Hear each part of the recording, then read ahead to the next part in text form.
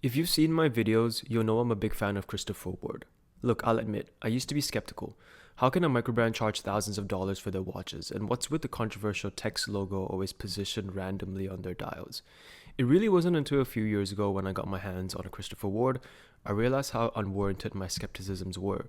Not only are they no longer a microbrand nowadays, but the quality and the design of their watches are easily worth double the price tag.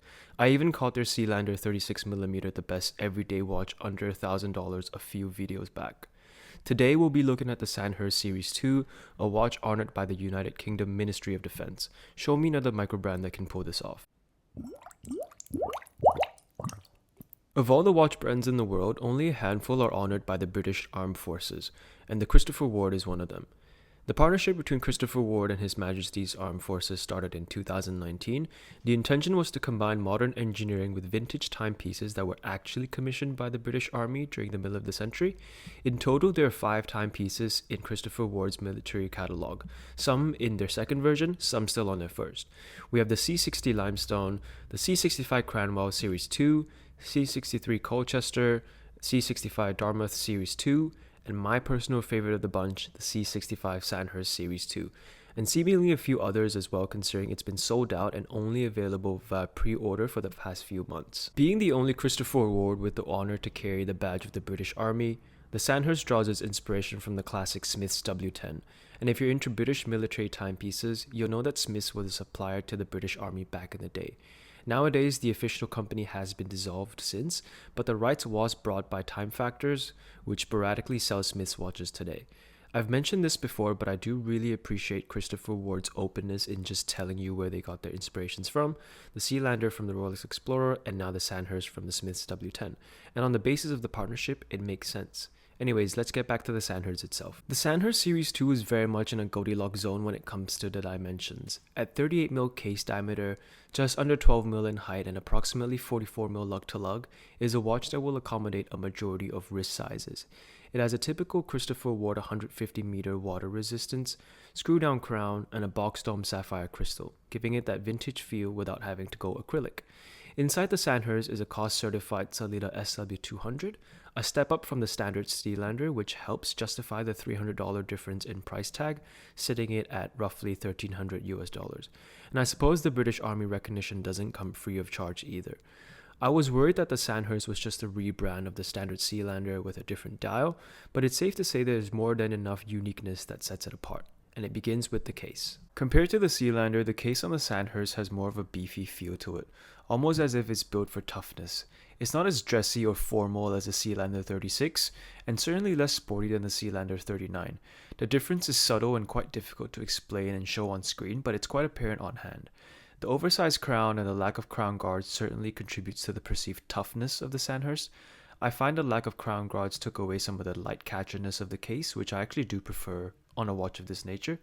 Maybe it's just me, but I do prefer the proportion of the 38mm case over the 39 and the 36.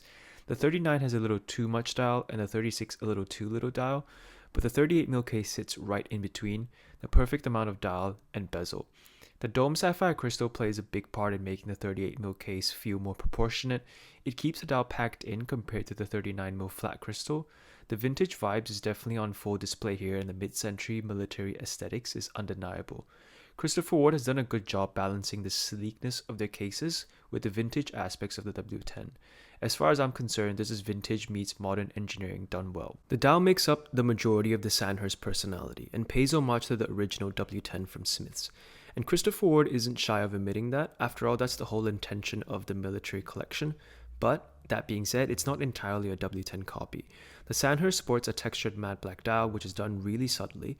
It doesn't immediately jump out at you, but you realize at a glance it isn't your typical smooth matte black dial. Personally, I'm not a fan of textured dials. I find them a little tacky, to be honest, but that's not the case here on the Sandhurst. It's extremely low-key, and I'm actually quite impressed how subtle it is. The rest of the dial is an accurate reflection of the Smith's W10, with the printed Arabic numerals with the typical C1 superluminova, giving it that white color, whereas O radium is loose for the triangle at the 12, the 5 interval dots and the rectangles at every 15 minutes. In the dark, the Sandhurst glows brightly with a blue hue, and as far as field watches are concerned, the brightness here is decent. It's not Seiko Lumerbright strong, but it's also not Hamilton Khaki Field weak. The Aero handset and the red tip seconds hand is an innovative touch, and I really wish Christopher Ward would have gone for more originality with the dial.